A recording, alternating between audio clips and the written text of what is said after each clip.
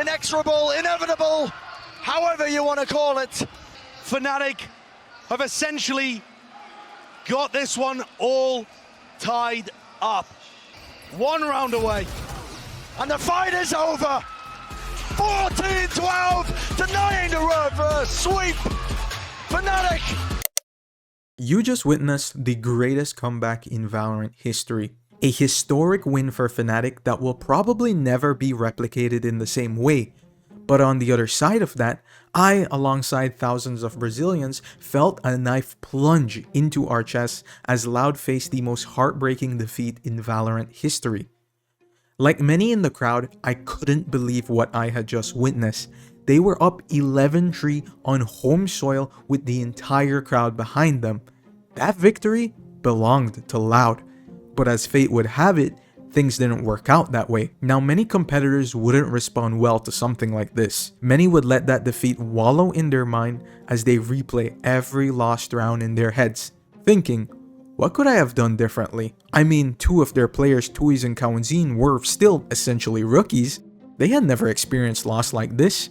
It would be hard for any team to bounce back. So would Loud let the pain of that defeat hinder them for the rest of the season? Well, Aiming down the sight, taking a passive angle. There's the first repeat. There's the second one. Goes for the third. He's reloading. He's still here. He's still waiting. What is occurring? It's pandemonium. A knife kill from Sonic, and he's still alive. welcome back to VCT Team Preview, the only series breaking down every Americas League team before the start of the season. Today, we're looking at Loud. And as you can see from the montage, yeah, Loud didn't let that loss to Fnatic at lock-in slow them down. But going into lock-in in February, Loud were actually playing with a brand new roster. They had won the World Championship the year before, but like many championship teams, it's hard to keep them together. Players Sassy and Pancada would leave the team to go play with Sentinels in North America, while Loud would welcome new players Toys and Kawanzin. So while we knew Loud would still be a great team, with two rookies, it was hard to gauge just how good the team would be at first showing. Like we saw, they made it all the way to lock-in grand finals, and while of course the second place finish was a disappointing end to their tournament, it really only felt like they were gonna get better from here. And that they did. Loud hit VCT Americas with their foot on the gas and never let go. They absolutely dominated the regular season. They completed league play with only a singular loss over the course of 8 weeks. They also boasted a 100% win record on the maps Haven and Ascent. Loud were the first team to pioneer the double controller Viper Harbor meta throughout the year. They frequently brought out their signature comp, the Viper Harbor, Killjoy Jet, and Sky on the maps Lotus, Pearl, and Haven. The rest of the league quickly picked up on what they were doing and followed suit.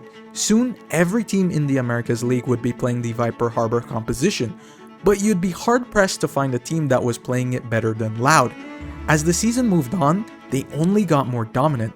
They only lost a singular map in the playoffs and swept NRG in the grand finals 3-0. While the team did play some close maps throughout the season, there were a couple 13-11 wins on their record. At the end of the day, they always pulled through more often than not. Being a step ahead of the meta with their mastery of the Viper Harbor composition was a big factor in their success in 2023. The next big factor was, of course, their duelist player, Aspas. Didn't expect it. Aspas locks himself down for the ace to try and turn it around. He's got a dash back online. He knows where the Drazine should be. The spike there as well. Isolates the fight and he claims it. Watching Aspas play Valorant this past year was one of the most incredible things I have ever witnessed in esports. The guy was a statistical freak of nature, especially in VCT Americas. Over the course of 8 weeks, Aspas boasted a 1.26 impact rating with a 1.54 KD and 163 ADR. Yeah, that is not normal. What was also a bit crazy is that he did it all while only playing Jett. And while Jett is a strong character, she was definitely not the go-to primary duelist on maps like Bind, Split, and Lotus. That belongs to Raze. But Aspas was so good on Jett and so incredible at opping that the team found it best to just let him play Jett. on every map. Now, some may have wanted to call him a one-trick pony. Oh, he's only good on Jet. If you, my friend, thought that, you were sorely mistaken. When it came to America's playoffs, he whipped out his Rays and Neon and let everyone in the league know he was standing on business. In the playoffs, he was the highest rated Rays player with a 1.25 impact rating, 1.48 KD, and 171 ADR. He was also the highest rated Neon player with a 1.15 rating, 1.29 KD, and 161 ADR. Yeah, he is no one-trick pony, and he would continue to display his dominance not only in the Americas League, but also at international tournaments. He was consistently the highest rated player on the team against international competition, and he was one of the most feared players on the server no matter who they played against. I'm gonna circle back to Aspas in a minute, but let's also talk a bit about the rest of the team, because they were no pushovers either. As much as I think Aspas was a key factor in the team's success this year, he would have never been able to do it all without this team behind him. Their Sentinel player Les was oftentimes considered their best player, even with Aspas on the team. This was due to Les's ability to have consistent impact and frags on the Sentinel role as opposed to something like Duelist, and his incredible ability to clutch out most situations. He was undoubtedly the best Sentinel player in the Americas region, and the only player that could realistically challenge him for best Sentinel player in the world would have to be Alpha Year of Fnatic. The team's new members, Kawenzin and Tuiz, were fantastic as well. They were often considered top players in their respective roles in the Americas region and could on any given day out-aim any player in the server.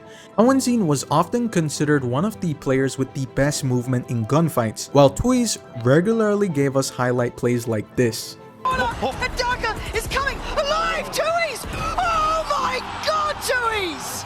The team's IGL Sadhak was easily a top 3 IGL in the world this past year. And what was amazing with Sadhak too was that oftentimes we see that IGL players are usually just the brains of the team, while they struggle to keep up with kills on the server. But not Sadhak. When it came to fragging, the argument could easily be made that he was the most hard fragging IGL in the VCT circuit. It wasn't crazy to see him finish top 2 on his team in impact rating on a few series across the year. He even secured America's League Playoffs MVP after their win against NRG, where he delivered one of the cleanest aces of the year. And any sort of gun that they can take out of the hands of NRG is magnified in the long run, and that's 2.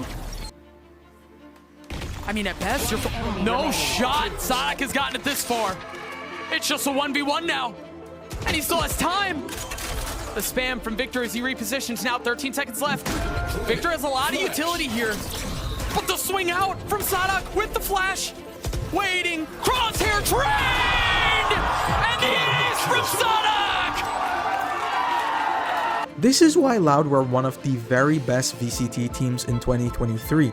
They were fundamentally solid in all aspects of the game. While Aspas was their star player, it really felt like all members could be an X factor and pop off on any given series. They were the pioneers of the Viper Harbor meta comps and the only team able to take down Fnatic on Lotus all year.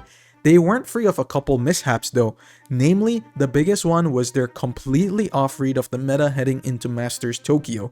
They changed around a lot of what they were normally playing and really tried to force an unorthodox composition on Fracture. Sorry, John. I just want to throw something out at you all. When you think Loud, what comp do you think of? Harbor Viper. Oh, They made that meta. They defined it. It was really good. Everyone started running it in Americas.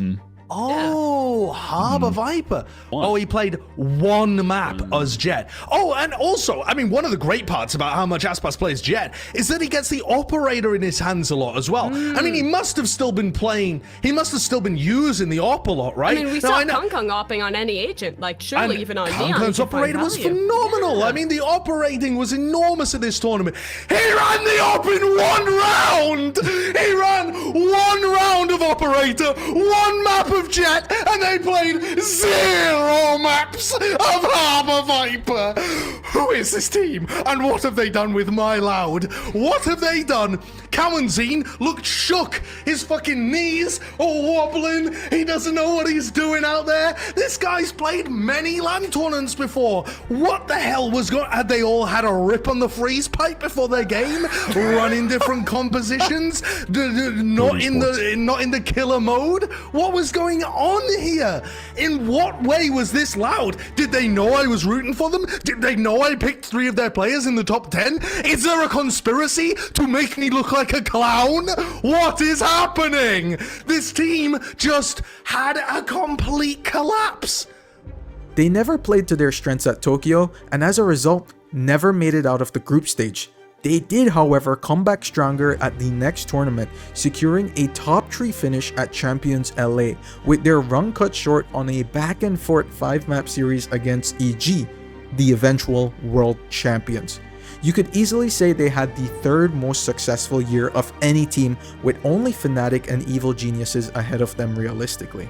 But before we get into my predictions for Loud, I gotta give a shout out to the sponsor of today's video, SkinClub.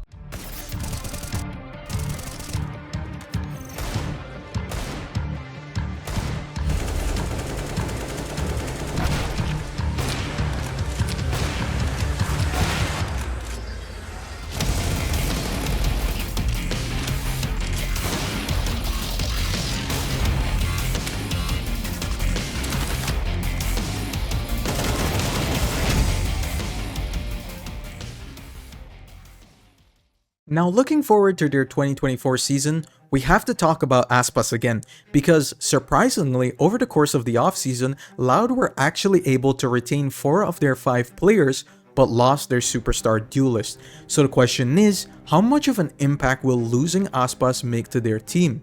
To replace Aspas, the team picked up player QCK of Furia.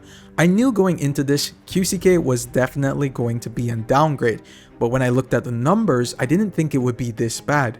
Over the course of VCT Americas and playoffs, QCK put up a 0.93 rating with a 0.91 KD and 122 ADR. When compared to Aspas, you can of course see the massive drop-off, but in fairness, QCK was mostly playing Viper and Killjoy this past season as compared to Duelist. Now while his stats may not be comparable to Aspas, QCK is definitely no slouch. He is still a very capable player that had many highlight plays throughout the year on Furia. This is still Loud we're talking about. They're not gonna pick up just any scrub to join their team, and the rumor mill has it that Toys will actually be playing Duelist for the team, transitioning off Smokes. So it would be really more apt to compare Toys to Aspas. But either way you slice the pie, it's obvious to me that regardless of who is playing Duelist for Loud next season, unless they can import Durka from Europe, they are not going to be able to put up the MVP caliber stats Aspas did last year. But even so, I actually think Loud are going to be the favorites going into VCT Americas this year. Yes, undoubtedly, this team did get weaker by losing Aspas, but so did all their toughest competition. Last year, there were only a few teams in the region that could even challenge Loud. Now looking at NRG, well, they don't even have a real IGL. How about Cloud9? They had the 2nd best record in the league. True, but they also lost their best player this offseason. What about EG? You mean, what's left of them? This is why I think Loud are poised to win the Americas League yet again. Even though they lost arguably their best player, they still have the strongest core left with their remaining 4 players. They managed to retain the best IGL in the league, and you could definitely argue they still have their best player of last year with them. They did lose their head coach, and he very well may have been the guy that kept them a step ahead of the meta, but he was also a part of their many rumored internal issues, so possibly it's for the best.